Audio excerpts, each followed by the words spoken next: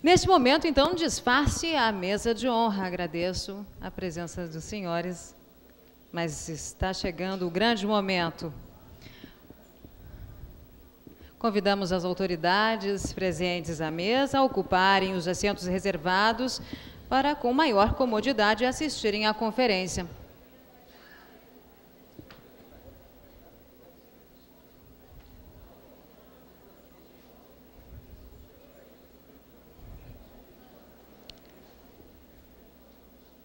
E, na sequência, convidamos o jornalista Arnaldo Jabor para fazer a sua conferência de abertura com o título Brasil, Atraso e Modernização.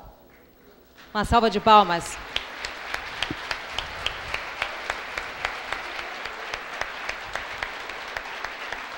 Por favor, fique à vontade na mesa de honra. Vou dar um breve currículo, como se ninguém te conhecesse. Arnaldo Jabor nasceu no Rio de Janeiro, formou-se em Direito pela PUC. Ainda estudante, foi editor da revista Movimento, publicada pela União Nacional dos Estudantes. Aos 24 anos, iniciou sua carreira no cinema e, em 65, realizou seu primeiro curta-metragem com o título O Circo. Em 67, finaliza seu primeiro longa-metragem, o documentário Opinião Pública. Em 70, lança o filme Pindorama e ingressa na estética do cinema novo. Seu último longa foi Eu Sei Que Vou Te Amar, de 1984.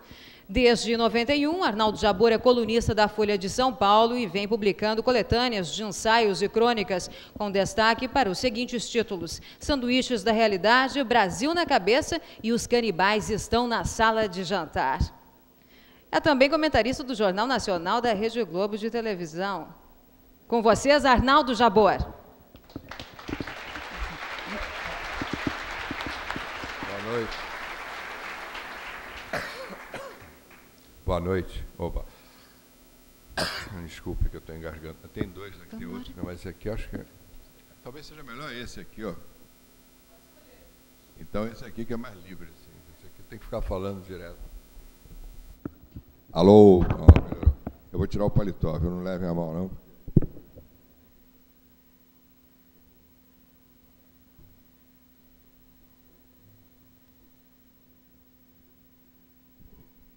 Bem, eu quero agradecer à Fundação Kazan, toda a organização de vocês, esse convite, que eu acho que vem num momento muito importante da vida brasileira. O que está acontecendo no Brasil, eu acho hoje que tem muito a ver, ou melhor dizendo, o terceiro setor,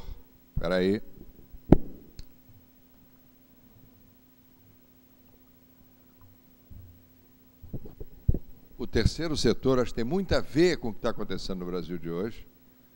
Nós estamos assistindo, não me parece, eu acho que não há razão para pessimismo, nem para tristeza, nem para derrotismo.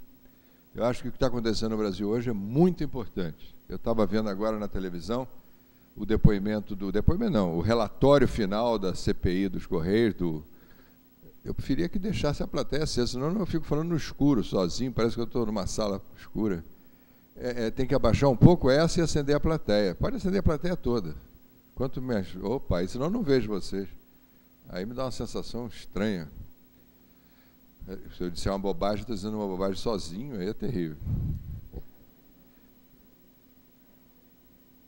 Mas eu estava vendo agora o relatório final da CPI, com esse feito brilhantemente por esse grande homem que é Osmar Serralho, que é um grande homem, né? Eu estou impressionado com a atuação dele, discreta, séria, e dos homens que o cercaram, como o Gustavo Fruet, o Eduardo Paes, o ACM Neto, que é pequenininho, parece uma miniatura do William Bonner, né? Vocês já perceberam?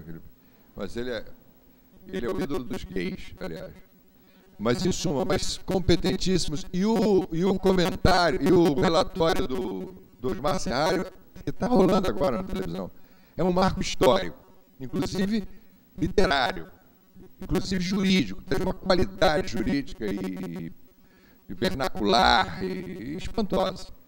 Vocês amanhã vão ver na televisão e talvez eu retake de algumas coisas hoje mais tarde. Por que eu digo que é um momento histórico? Meu Deus, tenham em tirar vocês, pelo amor de Deus, deixa acesa, gente.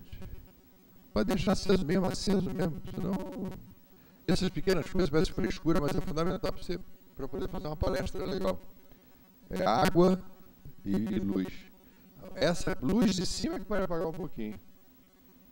Porque fica no meu olho. Aí, pronto. Tá ótimo, aí está o ideal. Pronto, não mexe mais.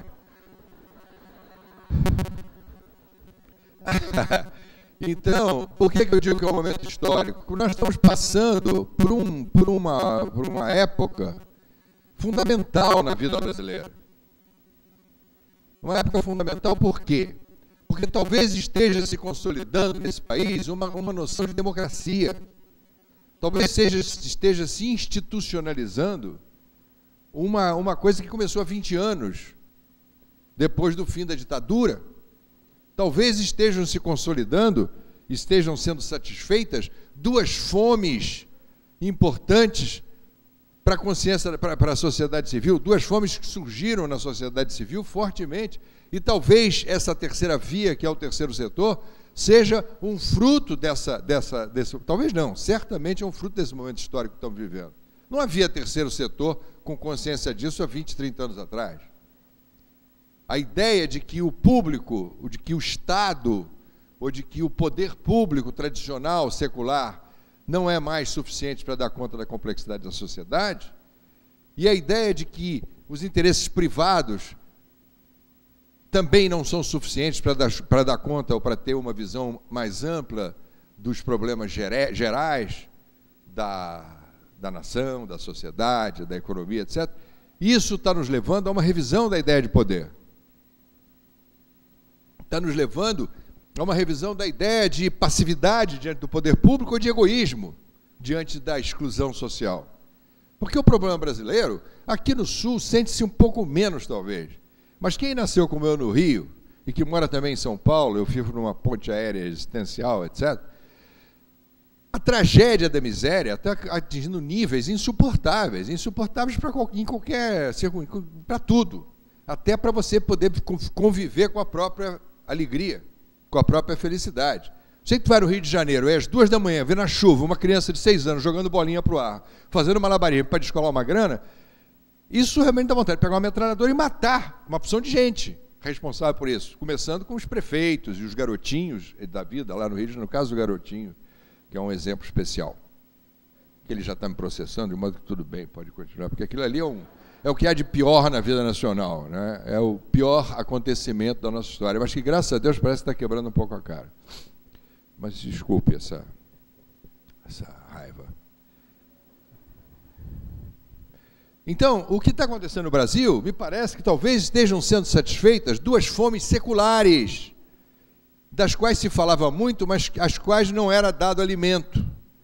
Uma delas, me parece que apareceu com o fim da ditadura, depois de 20 anos de falta de liberdade, de autoritarismo, de tortura, de burrice, de gastos absurdos, da contração de uma dívida externa que até hoje já se pagou umas 10 vezes e continuamos com ela, de exclusão, de um gap educacional monumental, em suma, toda aquela história da ditadura, que foi terrível, inclusive do ponto de vista moral, da justiça, da tortura, da maldade, tudo isso, mas talvez isso até, claro que isso tudo é terrível, talvez o mais terrível tenha sido a interrupção de um processo histórico. Mas também não dá para analisar a ditadura. Mas depois de 20 anos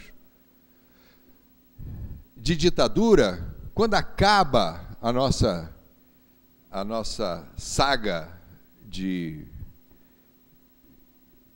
vamos dizer assim, de prisioneiros de uma visão de mundo militarista, etc., quando vem, finalmente, por pressão social, pelo sacrifício de muitas pessoas heróicas, até de uma forma meio inútil, pelo tempo que passou, e por razões, inclusive, historicamente mais profundas, como, por exemplo, as crises do petróleo dos anos 70, que acabaram com aquela moleza de se emprestar dinheiro, do money market internacional, enfiar dinheiro na goela de países como o Brasil. Quando começou a chegar a hora de pagar a dívida, quando começou a se consolidar, inclusive, o fim, já os primeiros sinais do fim da Guerra Fria, começou a se ver que a ditadura começou a ficar supérflua, não tinha mais dinheiro para sustentar a sua megalomania, etc.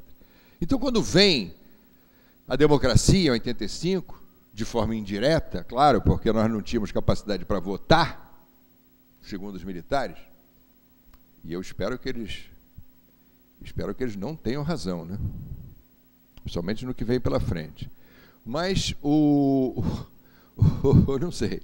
Então, quando acaba essa ditadura e vem finalmente eleito, então, o nosso querido Tancredo Neves, de uma forma indireta, que tece uma teia de coalizões para poder ser presidente da República, né?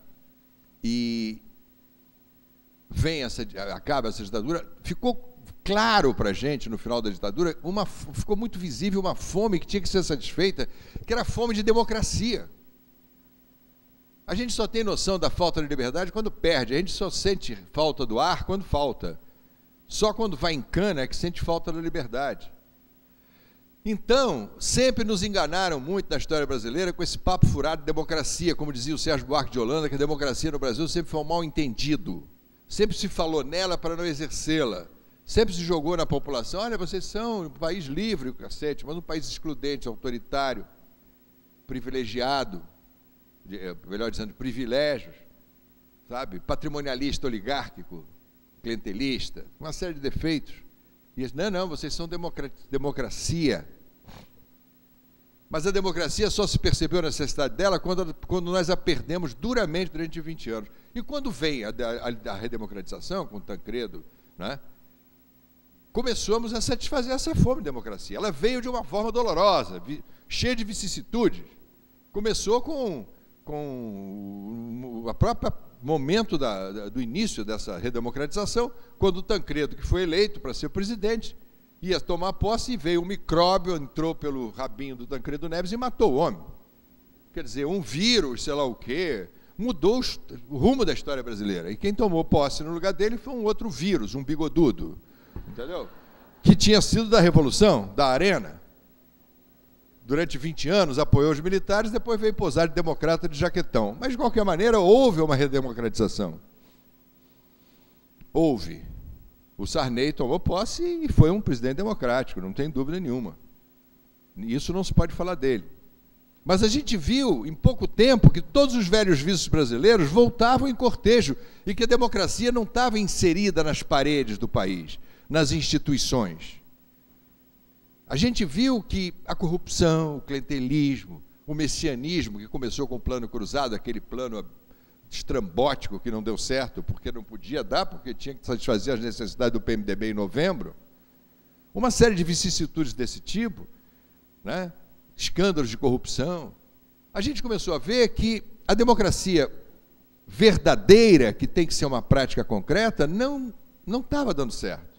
Nós chegamos a ter uma visão muito clara disso. Eu acho que foi muito importante, porque a democratização nos fez ver que a democracia no Brasil era uma palavra formal, era uma coisa formal. Passamos a ter liberdade, a falar, a cantar no Fantástico, o que seja. Mas a democracia não estava dentro. Se a gente não para de mexer nessa luz também. Porra. Permito. A luz está nos olhos da plateia? Ah, bom. Eu pensei que fosse um jogo de som Lumière. Eu pensei que fosse um...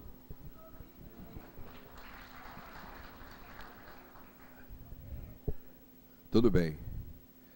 Continuando, então a gente viu que a democracia formal não era suficiente, que era necessário uma coisa mais profunda. A gente viu que a economia estabilizada era uma coisa fundamental. Nós chegamos a ter, muita gente que deve se lembrar, os mais jovens não, chegamos a ter uma inflação de 80% ao mês. Significa o seguinte, você ganha R$100, no fim de um mês você tem 20. No fim do mês. Isso criou um massacre social acobertado pela correção monetária, que foi uma invenção do demônio, que jogou a inflação só para quem não tinha poupança, quem não tinha dólar no colchão, quem não tinha over. Há estatísticas não reveladas, porque preto e pobre ninguém liga nesse país, né? De gente de muitíssimos casos de massacres sociais, de fome, de exclusão, etc., por pessoas que não tinham acesso a essas formas protetivas que fizeram muita gente ganhar muito dinheiro, começando por bancos que ganhavam no over, que ganhavam no spread. Eu me lembro que a Companhia Telefônica de São Paulo, as contas de telefone eram depositadas nos bancos, em plena inflação barra pesada. Você pagava a conta do banco e o banco pagava a telefônica 7 dias depois. A grana que ganhavam nesses 7 dias era uma coisa extraordinária. Os supermercados compravam a prazo e vendiam à vista. E o próprio governo se beneficiava da inflação, não pagava as obras, etc., tudo demorando. Quer dizer, era um empurra que levou o Brasil realmente a um caos. Então, os anos de democratização, de redemocratização, nos satisfizeram a fome de liberdade, sem dúvida. Houve. A liberdade foi conquistada. Mas chegou um ponto que começou a haver uma espécie de depressão nacional com a própria democracia. O governo Sarney, do ponto de vista concreto, econômico, do ponto de vista organizacional, etc., foi um fracasso. Foi democraticamente bom. E nós fizemos o quê? Nós matamos essa fome. Mas fizemos o quê? O que nós fizemos? Nós fomos organizar a sociedade civil, o terceiro setor, a vocalização dos desejos através de mecanismos sociais, como existem em países anglo-saxônicos, né? As câmaras de comércio, as organizações privadas. Não. A gente foi procurar um Messias, a gente foi procurar um salvador da pátria, que veio na figura do nosso querido Collor, Fernando Collor de Mello, que foi eleito com a missão de salvar o Brasil. E aí veio. Foi eleito, né, uma pessoa desconhecida, porque a sociedade não estava ainda, me parece, a sociedade está progressivamente conquistando a consciência do seu poder, a sociedade civil. Delegou a uma pessoa essa responsabilidade, uma pessoa desconhecida. Eu estava viajando, eu me lembro que eu cheguei e tinha na capa da Veja um retrato dele, todo chique, assim, com a cara de gavião. E eu perguntei, quem é esse cara? Não, esse cara aí vai ser o salvador do Brasil, ele é ótimo. Eu falei, mas quem é? Não, ele é governador de Alagoas, ele é jovem, ele é bonito, ele luta karatê, ele comeu umas atrizes da Globo, ele é macho. Começou a pintar um clima assim meio gay na política brasileira, uma certa viadagem ideológica, que elegeu o Collor. Aí iniciou-se, isso não foi no século XVII, não, isso foi agora, há 15 anos atrás. Iniciou-se um período de loucura na vida brasileira. Foi eleito um sujeito que ninguém sabia quem era, né? E esse sujeito, eu desconfiei dele quando vi a mulher dele com aqueles dentinhos assim, que antes dele tomar posse, que convidaram ele e a mulher para ir no Japão por uma festa que teve para o imperador, antes dele tomar posse. E ela botou uma roupa, que era o seguinte, não me esqueça, essas bobagens são importantes para você definir o que está acontecendo, né? Ela botou um vestido cor da bandeira brasileira com umas ombreirinhas de onça e um casquetinho com uma pena de índio. Eu falei, mas essa mulher não tem uma amiga para dizer, minha filha, não põe essa roupa, cacete, você não vai... Eu falei, esse troço não vai dar certo. Isso é piada, mas é verdade. Aí o cara toma posse e inicia um período de absoluto delírio nacional. Começa tascando a poupança, o dinheiro de todo mundo. Todos os brasileiros perderam tudo que tinham, tirou o dinheiro, não tem mais dinheiro. 50 prata para cada um. Eu confesso que eu fiquei tão perplexo, eu estava tão desesperançado. Eu votei no Lula, não sei o que teria acontecido. Bom, se aconteceu, talvez tenha sido até Deus. Porque a pessoa... Porque o Collor foi empichado por muito menos do que está acontecendo aqui. Viu? Se você botar no papel, é tribunal de pequenas causas. Mas vamos lá. Aí o cara me tasca a grana, eu estava tão desesperado que eu fiquei até vagamente fascinado. Eu falei, mas que coisa radical, democrática, todo mundo perdeu dinheiro ao mesmo tempo. Achei um troço meio revolucionário, que o Antônio Hermílio de Moraes tinha perdido dinheiro junto comigo. E depois a gente foi vendo. O que aconteceu? A gente foi vendo aquela loucura instalada. A casa da Dimba. Vocês lembram? A gente fica olhando para o buraco da fechadura para saber o que ia acontecer conosco. Uma nação. Eu lembro quando ele tirou a aliança, ficaram especulando, a imprensa especulando. Por que será que Collor tirou a aliança? E ela chorava, a Rosane. Aí disse, não, parece que ela deu bola para um cara de Itamaraty. Olha, quer dizer, um país nessa situação. Isso outro dia. O plano Collor que fracassou, a inflação delirante, o PC Farias, aquela coisa extraordinária, PC Farias, né? com aquela figura fantástica, pode deixar, obrigado, que eles conseguiram juntar uma bilha em 2 anos de governo. O PC Farias até tem uma certa fascinação, porque o PC Farias ele foi leal até o fim, não denunciou ninguém, ele nos ensinou muito, uma espécie assim de Gilberto Freire da corrupção, ele nos ensinou muito, pô. Aprendemos, né? Como é que faz leasing de jatinho, como é que compra títulos da dívida externa, como é que lava a grana, como é que compra presidente de companhias no ABC, em suma. Sabíamos pouco, hoje sabemos mais, mas de qualquer maneira começamos a aprender ali. E eu tenho a tese que até na morte ele nos ensinou, porque ele morreu, todos sabem que ele morreu crime passional, que ele era um gatinho de 58 anos, aquela moça de 22 estava apaixonada por ele, né? Aí teve uma crise de ciúme e matou ele, se suicidou, quer dizer, e fica o jornalista dizendo que foi queima de arquivo. Aí, não sabem o que é o amor.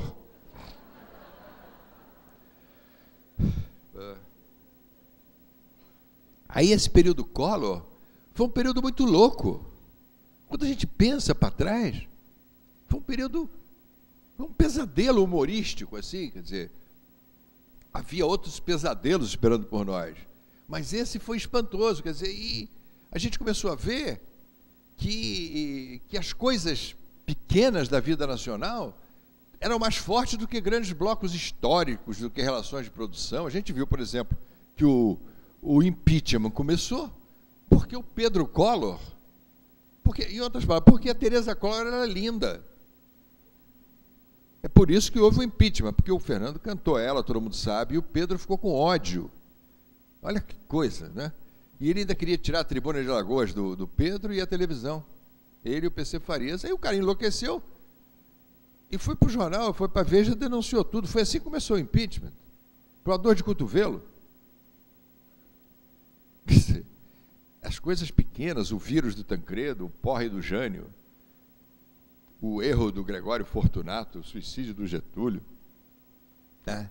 Estamos vendo hoje em dia também como é que as coisas, o motorista Heriberto, que fez cair o Collor, um detalhe, o Fiat Elba, e mais tarde temos, né? o Roberto Jefferson, e temos aí agora o caseiro, o Francinildo.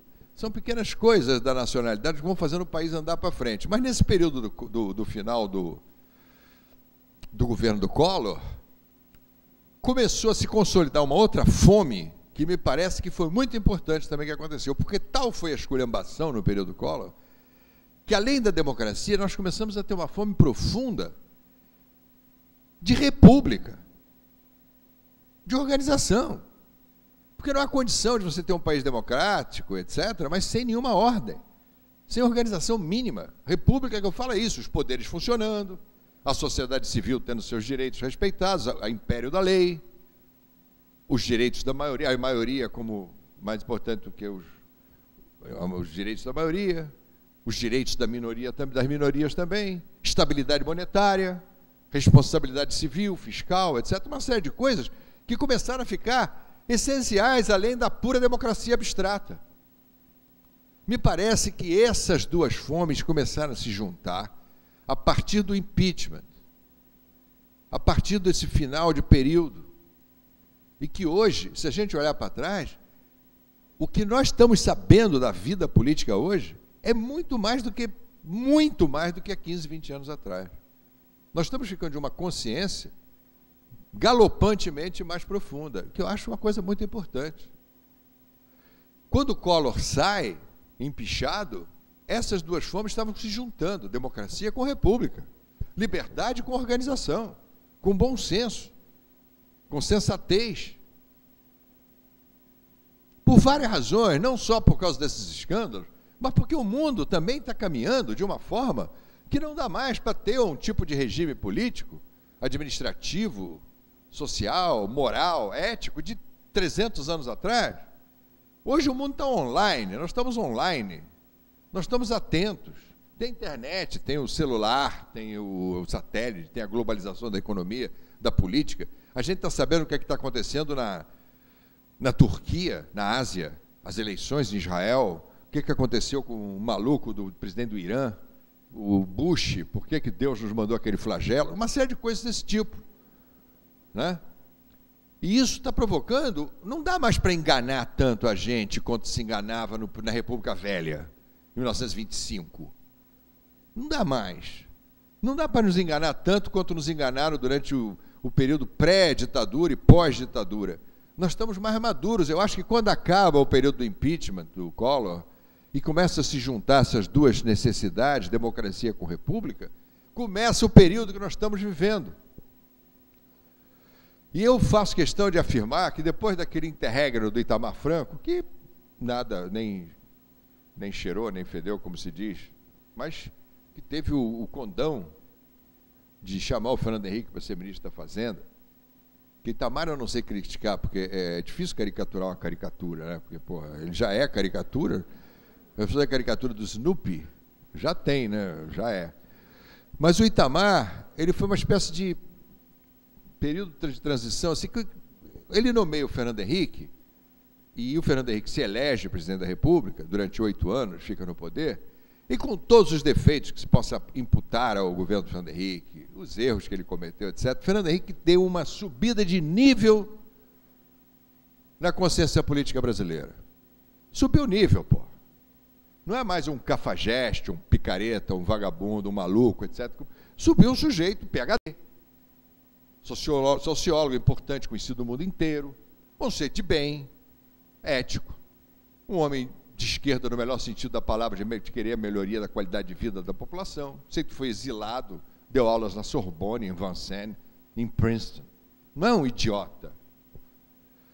E Fernando Henrique trouxe uma subida de nível, porque essas coisas importam, burrice e ignorância é um troço muito forte, é terrível, é trágico, né? Então, Fernando Henrique dá uma subida de nível na nacionalidade e traz novas palavras para a conceituação de política no Brasil. Ele foi frio? Foi. Ele errou? Foi. Manteve o câmbio fixo muito tempo? Manteve. Mas conseguiu fazer um plano real contra todos. Porque se vocês pegarem um modesto artigo que eu escrevi na época que saiu o plano real, eu dizia, ninguém merece o plano real. Todo mundo criticou o plano real antes dele sair. O PT fez mandato de segurança contra. Não queriam. A igreja foi contra, jornalistas foram contra, empresários foram... Tudo está aí. De alguma forma, a economia, com trancos e barrancos, estabilizada. Estabilidade monetária, porra. Fernando Henrique trouxe... Entendam bem, eu não devo nada a Fernando Henrique, não devo dinheiro a ele, não peço, ele não precisa, ele já não está no governo mais, eu até conheço, é meu amigo, etc. Mas eu estou falando no sentido estrutural. O que ele representou estruturalmente, historicamente, a presença dele. E de algumas pessoas sérias que estavam em volta dele, etc. Um deles é Zé Serra, que não vai ser candidato a presidente, mas, se Deus quiser, vai ser governador do estado de São Paulo, que é fundamental para não cair na mão do Quércia ou daquela perua petista, entendeu? A botox de esquerda, entendeu?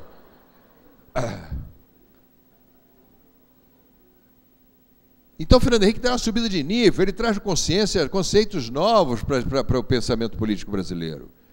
Ele substitui a ideia de utopia esquerdista, populista, revolucionária, babaca, que depois tomou o poder e que está aí fazendo essa catástrofe toda, pela ideia de possível. Utopia não, possível sim. O que é possível fazer? Ele tira a ideia de salvacionismo e joga para a córnea, que é tanto forte na nossa vida. Ele, no lugar da ideia de salvação nacional, muita gente pergunta, qual é a solução para o Brasil? Não tem, não existe ideia de solução. Isso é uma ideia ridícula. Existe processo. Processos virtuosos, processos viciosos, processos doentios, processos sadios. Fernando Henrique traz a ideia de processo. Ele traz a ideia do que é possível fazer, de responsabilidade fiscal. Porque nunca houve no Brasil essa ideia. responsabilidade fiscal, dane-se o próximo, dane-se o gasto público. A ideia de que a administração é muito mais importante do que política de palavras. Ele trouxe a ideia da importância do presente, em detrimento dessa ideia de futuro, que a cultura ibérica tanto privilegia, de que um dia seremos, não sei o quê. E não, o importante é hoje. É agora, o que dá para fazer agora? Ele trouxe a ideia de que o Brasil não é nem uma taba paranoica, nem é um futuro maravilhoso. Que o Brasil tem que se inserir no mundo real, no mundo moderno. O mundo moderno que é feito de coisas que estão aí, horrorosas, terríveis e coisas que são interessantes. Não importa, é o real. É como dizia o Woody Allen, numa frase que eu até já citei, que eu adoro, que ele fala assim: a realidade é muito difícil, mas ainda é o único lugar onde se pode comer um bom bife. Eu adoro essa frase. E Fernando Henrique nos traz essa ideia. É o mundo real, pô. O brasileiro sempre viveu no passado ou no futuro, nunca no presente. Ele coloca, então, o Fernando Henrique começa a colocar em prática, através da sua cultura, da sua seriedade, e de outras pessoas que estavam em volta dele, de pessoas que estudaram, fizeram PhD em Harvard, em Stanford, em Yale. Não é a picaretagem ideológica de, não preciso estudar porque eu sou de esquerda. Para quê? O ideólogo acha que não precisa nada, porque ele é a favor do povo. Então não precisa estudar, não precisa saber nada. É uma espécie de iluminismo proletário, sabe? De que o burro tem uma grandeza que ninguém percebe, mas que é maior do que a dos inteligentes. Existe isso no Brasil. A santa ignorância, a beleza da miséria, a beleza do despojamento, do nada, da falta. Isso é uma loucura. Isso é uma loucura, isso justifica todos os crimes até.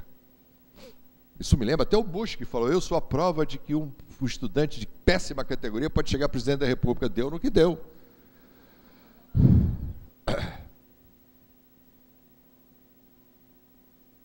Então o Fernando Henrique começa a colocar de alguma forma em prática. Me concedam essa confiança. Eu não falo isso nem para puxar saco, nem para nenhum. Estruturalmente, ele trouxe a ideia de casamento entre democracia e república.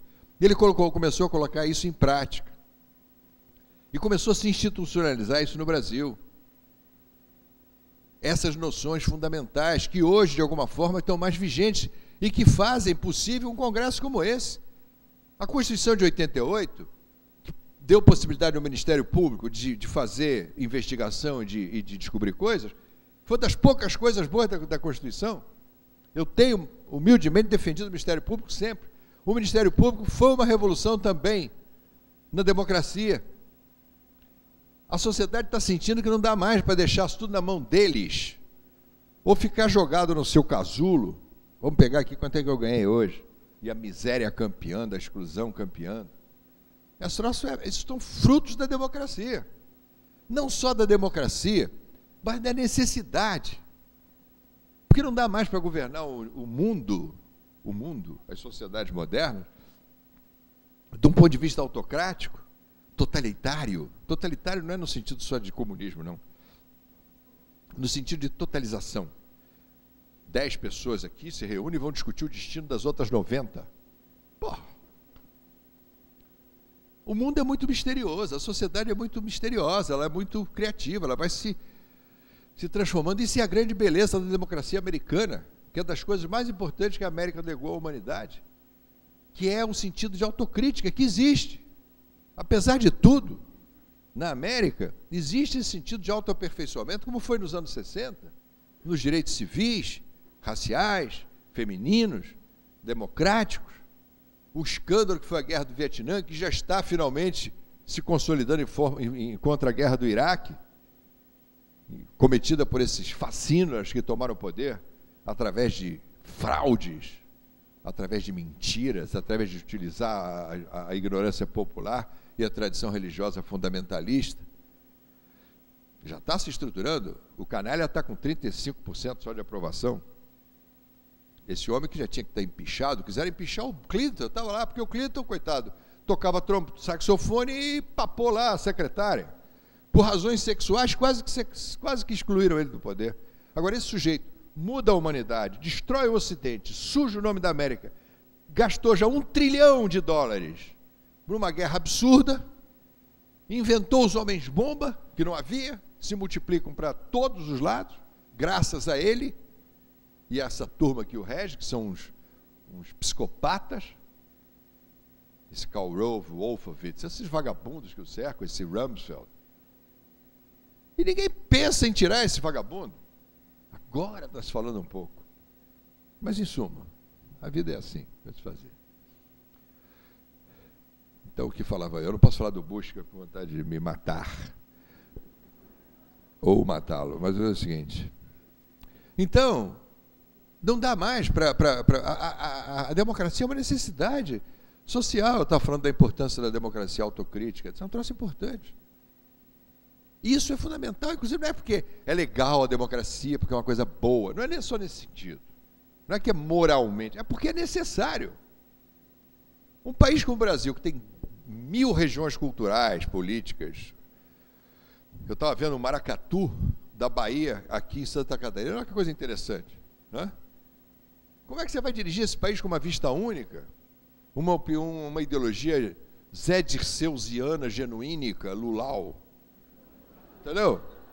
Você vai organizar uma visão de mundo e enfiar na cabeça das pessoas? Isso não existe. A democracia é uma necessidade. Política não é nem um ideal, é uma necessidade. E então isso começou a se consolidar depois do impeachment, quando chegou o Fernando Henrique. Ele tem esse mérito.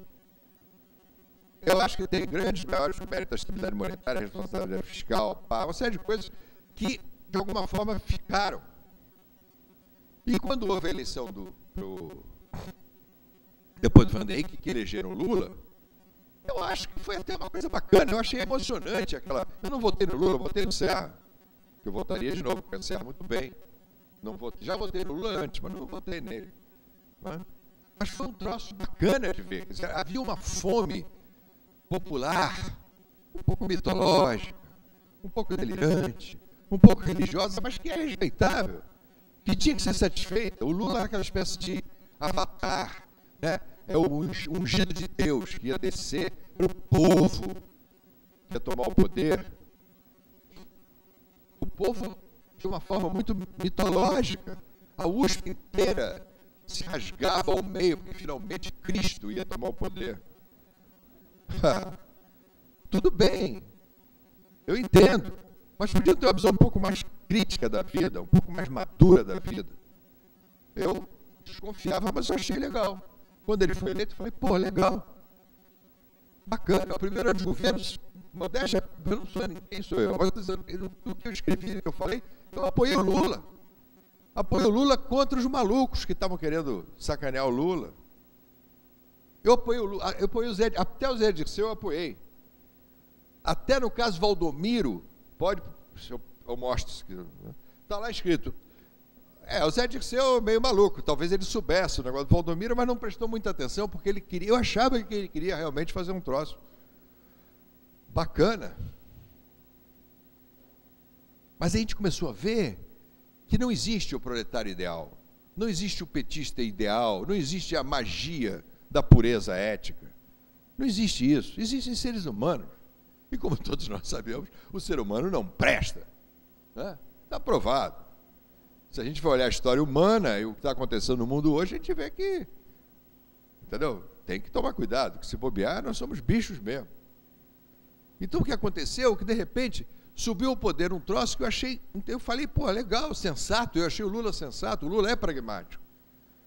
O Lula, ele tem uma importância na história da esquerda brasileira muito grande, porque quando ele entrou, quando ele surge em 80, ele surge como uma coisa nova. Ele não era um babaca ideológico, dizendo que nós íamos conquistar o paraíso proletário. Não, ele falou, não, queremos saber aqui como é que é o salário. Ele é um sindicalista de resultados.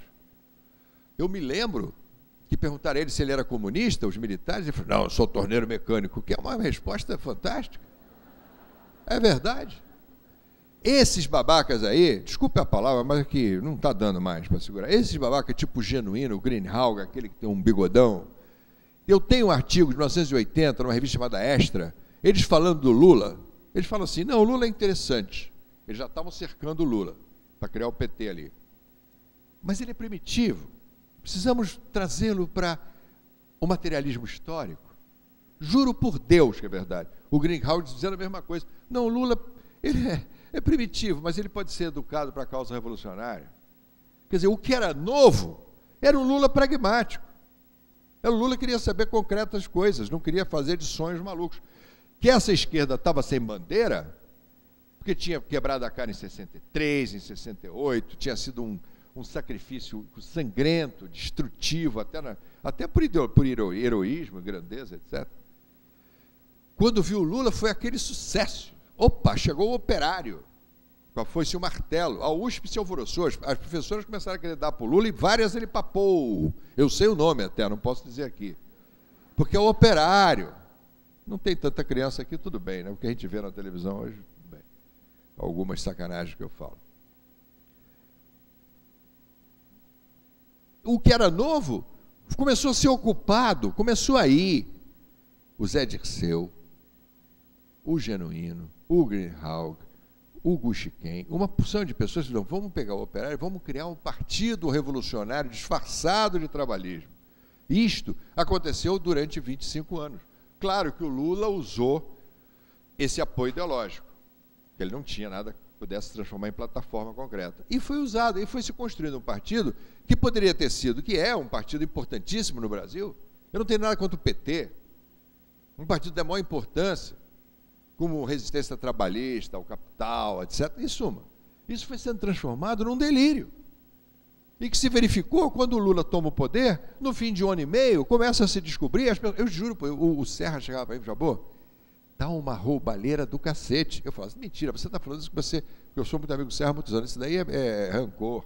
Não, eu juro que é verdade. Eu falei, é isso, não é possível. Eu achava que tinha uma militância mais ética. Não tem. E não é que estavam roubando para botar no bolso, claro que também tem, mas arranjaram emprego para 20 mil. Os aparelhos de Estado estão todos loteados. 20 mil ocupados, como se viu no caso da Caixa Econômica. E o Palocci nem se coitado, deram lá o papel, ele falou, legal, não sei o quê, e dançou. Né?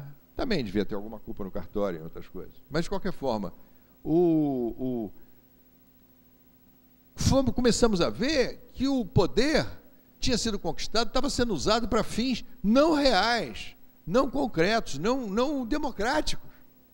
Estava se tramando uma reorganização dessa democracia republicana em uma outra coisa imaginária, que não existe na vida real. O socialismo tradicional provou-se insuficiente no mundo atual. Nem na China ninguém acredita mais nisso. Tem lá a Coreia do Norte, com aquele maluco que parece um porco espinho, com aquele cabelo assim, tem Fidel, tem mais 2 ou 3 lugares, o resto não tem mais. E o Zé Dirceu queria ser presidente em 2010, e para isso criou-se esse grande esquema. E vejam amanhã um relatório extraordinário desse Osmar Serralho, não tem nada a ver de mensalão, nem caixa 2, um grande sistema de captação de recursos para perpetuação no poder e se fundar um troço absolutamente que ninguém sabe o que é. Então vocês vejam as vicissitudes da democracia, como é que ela, para se instalar, passa por vários rituais loucos. Passa pelo Collor, passa pelo Sarney, passa pelo micróbio do Tancredo, passa por tudo isso, passa por essa loucura que a gente está vendo no Brasil de hoje, no último ano, uma coisa que é espantoso. A USP está caladinha, ninguém abre a boca. Está tudo quietinho, voltou tudo para a toca. Entendeu? E nós estamos vendo o que está acontecendo. Ou seja, o que está acontecendo é bom porque, de alguma maneira, está prevalecendo a democracia republicana. Todo mundo pergunta, mas vai virar pizza? Não, não virou. Não virou pizza. Claro, vai ter uns vagabundos absolvidos, tudo bem. Ladrão sempre houve, corrupção sempre houve, mas esse esquema de corrupção revolucionária, que foi arquitetado basicamente pelo Zé Dirceu, eu não estou querendo personalizar, mas eu conheço o Zé Dirceu, pessoalmente, há 30 anos, 40 anos. Ele era garoto também, lá na Uni, da mesma geração. É um delírio, é um psicopata. E ele é o único que tinha carisma para controlar um governo, um poder, como ele controlou durante 2 anos, e para fazer...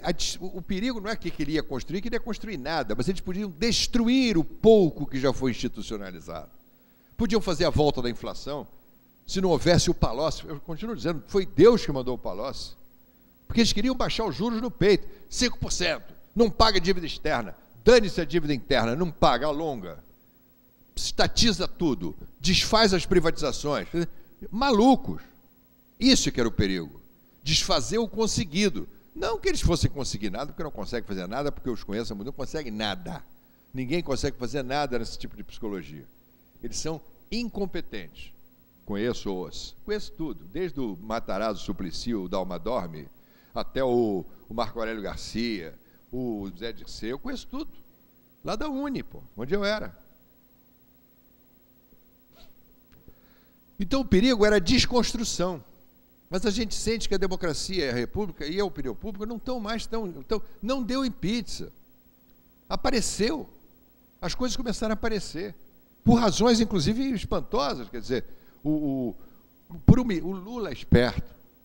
Ele sacou, ele conhece muito bem Fernando Henrique, ele é fascinado pelo Fernando Henrique, negócio de intelectual, não sei o quê, ele trabalhou muito junto com o Fernando Henrique.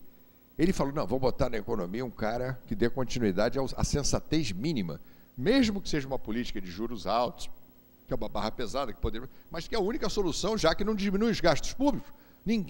Aumentou.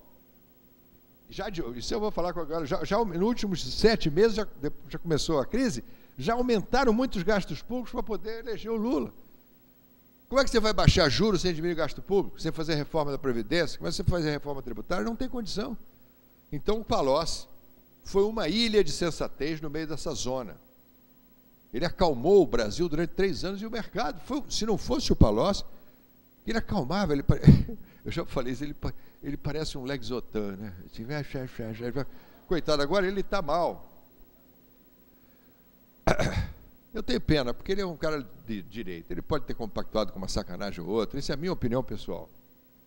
Tem negócio de mulher no meio também que eu não posso provar, que o Buratti odeia ele. Foi quem causou isso tudo aqui. Parece aquele bloco, parece um paralelepípedo, né? Aquele paralelepípedo do mal. Mas o Palocci, ele pode ter sido meio conivente, mas não é ladrão. Mas o Palocci segurou a onda. Então, o país manteve-se institucionalmente funcionando. E, como eu falei até ontem na televisão, com outras coisas que são muita sorte, porque nunca o mercado internacional teve tão bom. A liquidez internacional altíssima. O Palocci segurando a onda. E a terceira coisa que salvou o Brasil do caos foi a burrice dos revolucionários trapalhões. Fizeram tudo errado. Apareceu tudo. Eu achava que ia comprar a Câmara, aquelas cobras criadas e tudo ia ficar quietinho. Toma aqui uma grana. Porra! Otários! Vai querer enrolar deputado do PP, meu amigo? Aquela gente que está na Câmara há 40 anos ali, achando que dá uma grana aqui, resolve. Olha a ingenuidade de quem não tem visão prática do mundo. Claro que chegou o Gilberto Jefferson e acabou com tudo, que é o tema da Churiza, é que ele salvou o Brasil. O Bob Jeff, entendeu? Eu sou fascinado. É um ator extraordinário, não tem Paulo Tran, não tem ninguém, é o maior, né? Vocês lembram o embate dele com o Dirceu? Foi extraordinário. É Shakespeare aquilo.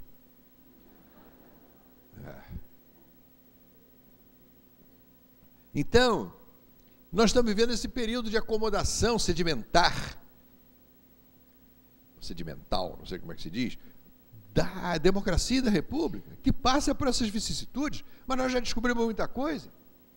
Nós já sabemos que o Estado não dá conta de uma sociedade complexa como a de hoje, a importância do terceiro setor, a importância da responsabilidade da sociedade civil, da democracia, da imprensa livre. Os mecanismos de controle estão muito mais aperfeiçoados e ficarão muito mais ainda. Eu estou fascinado pelo Osmar Serralho. Esse relatório dele é impressionante, a competência que esses caras conseguiram, apesar de todas as tentativas de impedir as investigações. Tudo culminou na nossa querida dança do elefantinho, lá da Ângela Guadamina. ela reclamou na CBN que eu falei, era dança da elefantinha. Aí eu falei, tudo bem. Então não é da elefantinha, é da pizza, sei lá. Mas, entende? Então, nós estamos vivendo esse momento. Nós descobrimos que não dá para... Melhor dizendo, descobrimos a importância da reforma do judiciário, da estrutura jurídica desse país. A existência do Ministério Público prova essa necessidade.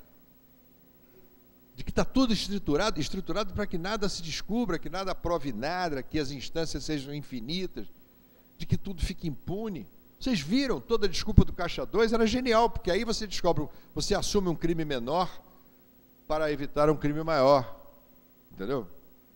Porque aí não, tudo bem, foi sobras de campanha. Estimuladas e aconselhadas pelo Tomás Basta, aí o ministro da Justiça, o nariz dele está crescendo cada vez mais, é o Pinóquio máximo do país. Entendeu? Como é que faz? Não, tem que finge que foi Caixa 2. Porra. Então, está havendo um aumento da consciência civil nesse país. E isso é um troço importante. Eu acho que é assim que se consolida a democracia. A democracia não cai do céu, oba, fica tudo bem como a gente achou em 85. Não, é sofrida, é uma luta permanente. E eu acho que está andando. Deixa eu ver quanto tempo eu já falei aqui. Estou falando muito, né? Mas dá para falar mais um pouco? Já estamos, tá?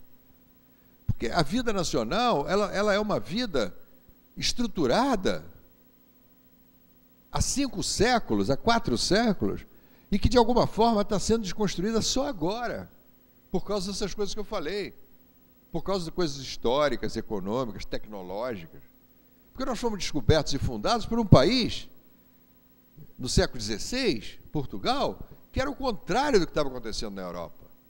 Tudo o que estava acontecendo na Europa, na Renascença, era o contrário do que se praticava em Portugal. Portugal era um Estado avesso a todas as liberdades, as novidades. Liberdade é exagero, mas todas as descobertas novas do mundo no resto da Europa. A reforma protestante, o início de uma autonomia produtiva, os Estados-nação sendo estruturados, a noção de um humanismo surgindo em detrimento de um velho divinismo medieval.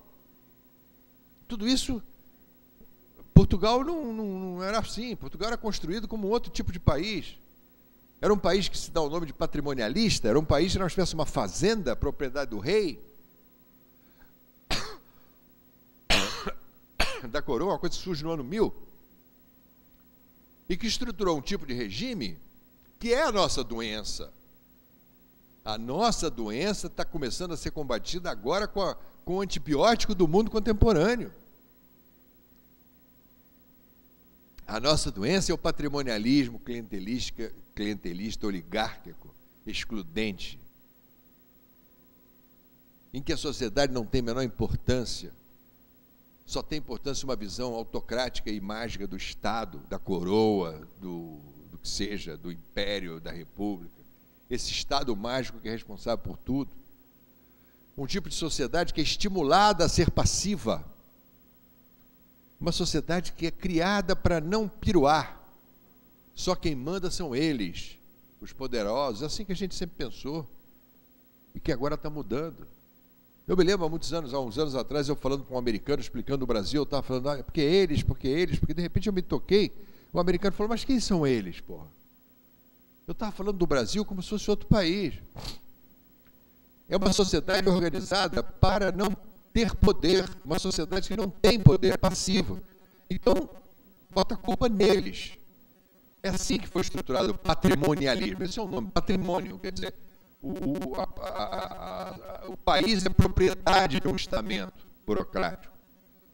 A sociedade fica ali, servindo ou ao mercantilismo, ou ao bem da administração pública, do chamado administração pública. Isso gera vícios muito conhecidos nossos. O primeiro deles, como eu falei, é a passividade, uma sensação de irresponsabilidade política. É muito comum no Brasil você dizer, não, eles, eu não tenho nada a ver com isso, esse Brasil vai para o abismo, que se dane. Eu não vou pagar imposto. Para quê? Para sustentar Marajá? Eu vou roubar uma boa. Eu não pago. Isso é muito comum. Porque a gente acha que não é a gente, são eles. Isso vem desde a colônia, isso vem, ó. Isso está no sangue da gente. Agora que eu acho que está mudando. Por isso que eu digo, bendita crises. Benditas crises. Porque uma sociedade passiva, ela começa a priorizar o fracasso. A chamada fracassomania, porque a única defesa do impotente é justificar que a vida não tem sentido.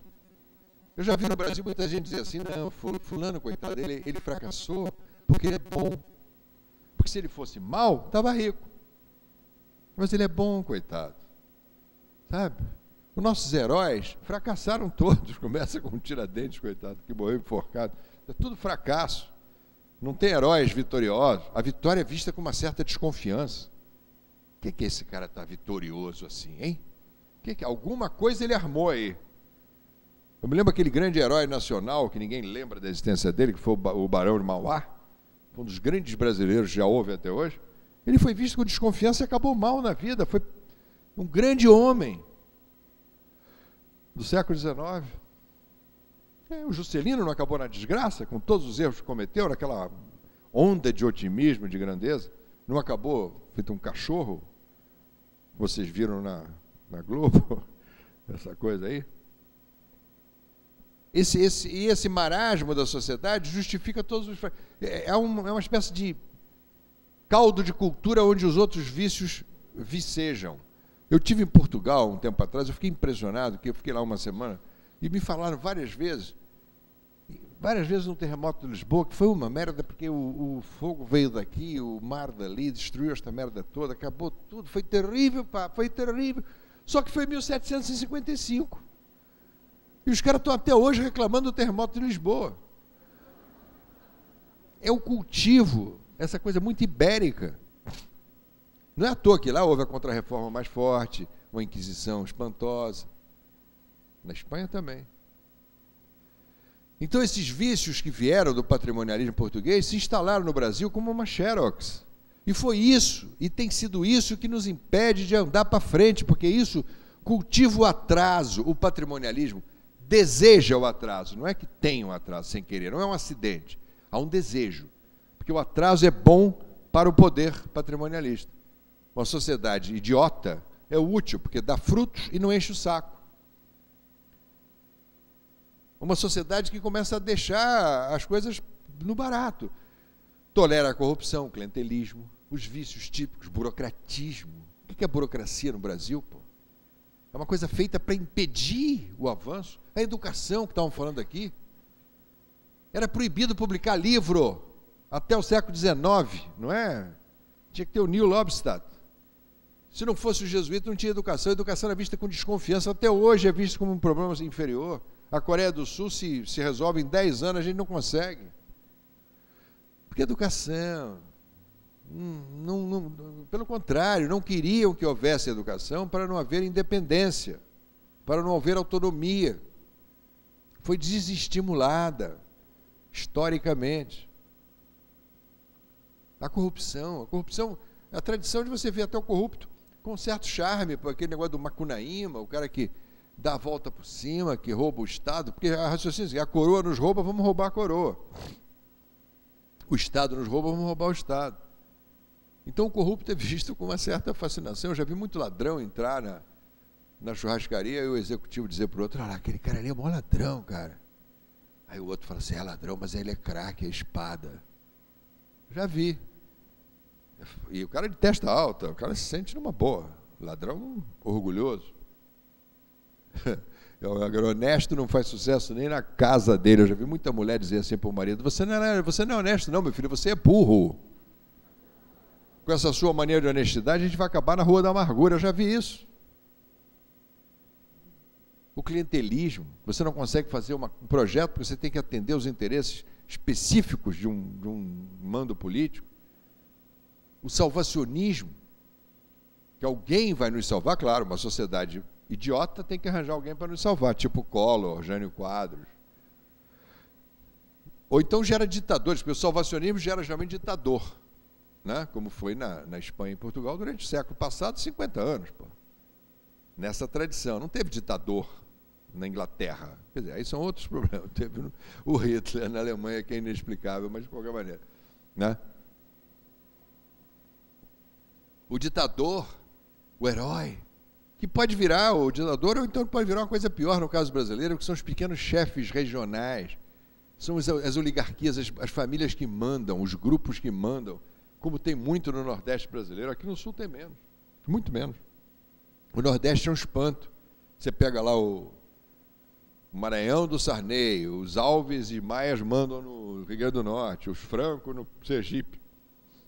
Na Bahia tem o Antônio Carlos, o nosso querido ACM. Que até o ACM é um símbolo típico, o ícone do patrimonialismo oligárquico. Ele até tem aspectos interessantes. Eu tenho uma história com o ACM engraçada que aconteceu comigo. Ele estava sacaneando muito o Fernando Henrique na época do segundo governo, eu fiquei esculhambando ele. Ele me mandava uns faxes me reclamando que eu estava contra ele. E eu esculhambava. Aí teve uma vez que eu escrevi um artigo que dizia no meio assim que ele era para a Bahia, ele fez bem, que eu acho mesmo. Ele gosta da Bahia, né? O Sarney não gosta nem do Maranhão, mas ele gosta da Bahia. E aí ele fez coisas boas para Salvador. Ele despoluiu a Baía dos Todos Santos, coisa mais despoluída, mais bacana. Ele tem uma coisa assim. Aí eu elogiei, falei uma frase: apesar de ser um coronel reacionário, ele gosta da Bahia, fez coisas boas. Aí eu fui para a Bahia 2 meses depois fazer um trabalho na TV Bahia, que é dele, porque tudo lá é dele, né?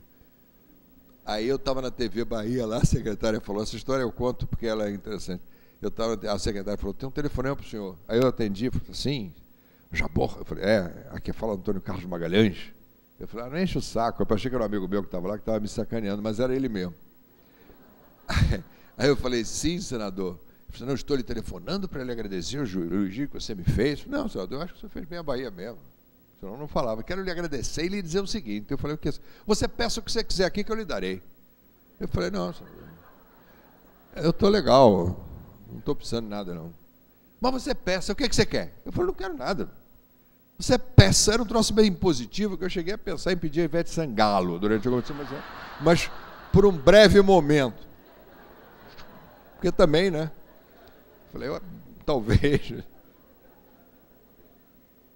Quer dizer, são coisas que existem na vida brasileira e que impedem o fluir democrático, o fluir republicano. Essas coisas vão atrapalhando, são pedras no caminho, detêm a marcha da vida. Por isso que eu acho que o que está acontecendo é bom, porque são sofrimentos úteis, são coisas que deixam... Porque o mundo é tão complexo que a cada avanço histórico se perde muita coisa, mas se ganham outras. Perde-se matéria, muita coisa fica no caminho, mas eu acho que há um avanço nisso aí. Eu acho que seja lá, eu acho que uma reeleição do Lula pode ser um desastre, porque não só ele está sem base, o que por um lado é muito bom, que os piores caíram, mas que ele pode derivar para um populismo demagógico, isolacionista, pessoal, que não é legal, e pode ser muito perigoso, pode destruir o pouco que está sólido já na democracia institucionalizada. Mas eu acho que muitas coisas já estão mais sólidas, mesmo que aconteçam novas surpresas, etc. De modo que é isso que eu acho. Eu espero que haja essa institucionalização da democracia republicana e que a gente consiga decolar e se transformar num país realmente menos vergonhoso, principalmente do ponto de vista da miséria, que é a coisa realmente que nos envergonha tanto, e da exclusão. E isso, para mim, é uma coisa que é o essencial. Se isso for resolvido, o resto a gente engole numa boa. É isso que eu tinha para dizer. Obrigado.